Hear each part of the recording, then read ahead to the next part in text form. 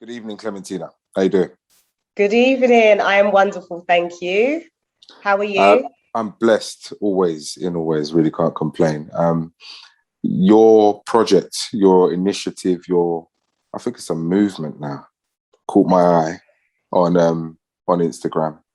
So I reached out and I really wanted to know, because I'm all about the youth and the next generation. So I really wanted to know all about Black Boy Magic Limited. You've got a book out already. I know I you're an do. author. I know there's one coming. I'll let you tell the audience all about that. But I really wanted to know about what it is you're cooking up over there. Okay, so basically what I do is I create literature and challenges to support emotional well-being. Initially, it was just for Black boys. That's where I started off. And then I was just contacted by quite a few parents saying, you know what, I need this for my daughter. And as I reflected on my own upbringing and my own childhood, I thought, oh, do you know what?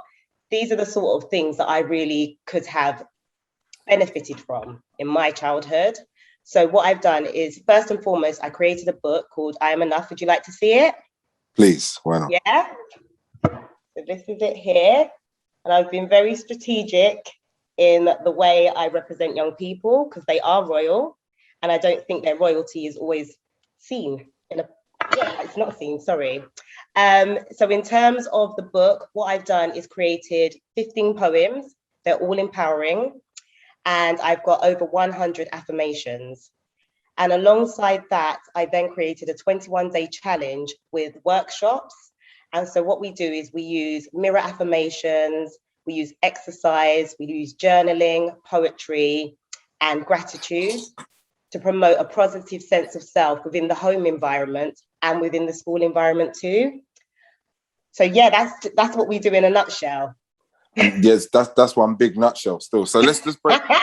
Actually, before we break down any of it, what's your background? How do you traverse into this space? What brought you here? I am a teacher. So my speciality is early years. And within the early years, we focus on the personal, social, and emotional development of children. And I particularly felt that that's something that's lacking in the national curriculum. So what could I do to be part of change? I was basically sick and tired of being sick and tired of all the media. Listen, I'm a mother of 2 teenage boys, and I started to look at my own children like, wow, is this how you are? You know, when you're constantly being fed a certain narrative, and I was just bored of it. So because of what we do in early years, because our focus is so much on building children's self-esteem, self-worth, their value systems, I was like, well, what can we do to embed this throughout the curriculum? And I'm blessed enough to have a really supportive school. So everything that I've created is embedded within my school curriculum. And 8 other schools have my book already. You know, I don't know how all of this has happened, but like you said in the beginning. I was going to say, well, you probably do know how I all do. of this is happening, you know? You got to put it out there for it to come back, okay? 100%. So talk to me about the process of pulling the first book together before we get to the new one. You want the real process? It is a creative process. There are ups and downs. How was it for you? For me, so lockdown, the first lockdown, created time that I always thought I didn't have. And it gave me time to reflect on myself and how I use specific tools to support my emotional well-being and my mental health and what I'm doing in my home.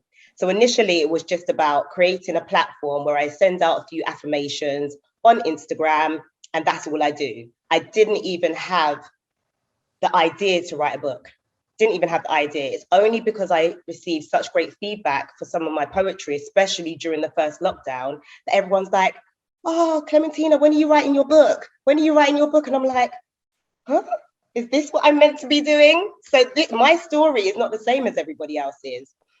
I went on to, I was interviewed by another gentleman, and he was like, what, are you just going to put out affirmations? Because initially it was just an affirmations book.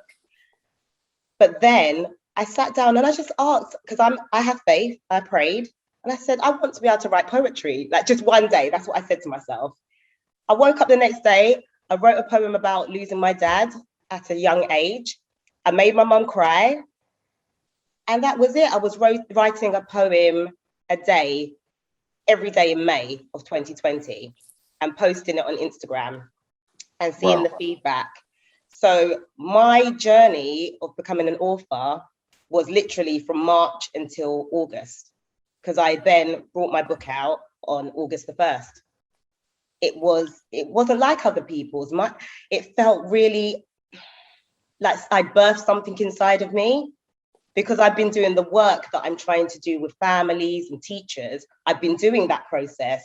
So along the way, I've birthed a new talent inside of me, and I wasn't scared. I wasn't afraid to put myself out there as I would have been before, if that makes sense.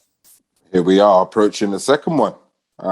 So you clearly meant to do it. I mean, talk about where did the ideas for this one come about? What's it called? When's it out? I'm pushing now. I want information now. I want the people to know. Because I love teaching early years, as I've said. My babies are 3 to 5 years old. That's what I've been doing for the last 20 years. And my book is called I Am the Possibility. And it goes on a journey of siblings, black boy, black girl. The boy has vitiligo, like my son does. And he's like, Mom, that's me. And I was like, yeah, it is. It's based on you. But it's showing them what they can be when you don't let the world's noise interfere with who you have been created to be. It goes through a visualization process of different career choices. It goes through just believing in themselves. It goes through understanding that the possibility lives within them and not externally. And the validation comes from within them as well. So at the back, we have incorporated some coloring sheets as well, just to promote fine motor skills and hand-eye coordination. And they are surrounded by affirmations as well. So they're affirming their greatness at the same time. That process for me, because all of these things are on my vision board. Yes, I have one of those. Do you have one? I have a couple actually, but yeah, go for it. Yes. So because this was all on my vision board, it just took a moment of getting rid of distractions. I had one major distraction, I got rid of it, and I wrote it. Sent it to my illustrator, and that's why my things are produced so quickly, because I bet on myself. I'm not afraid to fail, but I don't think I will at this one. This one's good. I mean, there are no losses anywhere, aren't there? There's only lessons. Do you know what I mean? 100%. You're 20 years in the game as a teacher. You mentioned you got teenage boys. Yes. Author now. I mean, what else are we looking to do in terms of our march towards conquering the world? What else is on the horizon? Oh my goodness, what don't I want to do? So I want to have my workshop in multiple schools, first and foremost. I want to also support families within the home to create environments where when you step into that room, you're empowered.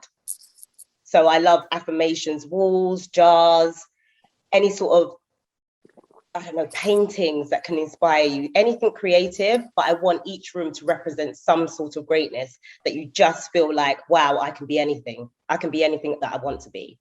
So I want to do that. I'm working with the Sickle Cell Society, actually, which I'm really proud of. So I've done a few blood drives for them this year and last year. And I'm doing another one for my birthday. So that's happening on the 16th of October. And I've got 10 businesses that should be someone from the business donating blood. And then in January, I'm also doing some self-love workshops for them. So I'm really proud of that. I want to empower children so much that, the external noise, they're so self-assured that nothing can interfere with their focus and where they're going and the ability to try new things. Because once you try something new, you then can unleash your talent. If you never try anything new, you won't know what your innate qualities are, what your innate abilities are. So my goal is I've got a lot of ideas. I want to be worldwide. So I just see why not? Why not? What's the name again? Of the book? Yeah, the book, everything. The book. Everything. Firstly, I've got it written down here, so I know it. I want to hear it from you. What's the name again? Black Boy Magic Limited. Okay, cool. And what's the name of the book? The first book? I am enough. Can I see the cover again? Of course you can. Ta-da. And what's the name of the other one? The next one coming? I am the possibility. Have we done the artwork for this already? Is everything Yes. cooking? And you said it's Yes. going to be out on what? Sorry, what was that? The 23rd of October. All right, you're committed now. You're in. I am committed. Where can You're people coming pick to it? the launch party, actually. I am. I haven't seen my PA yet. I am. You are. I've got a DJ. You can't young commit me on DJs camera like this, coming. otherwise this will be a thing. People will start committing me to their events on camera. You made me commit.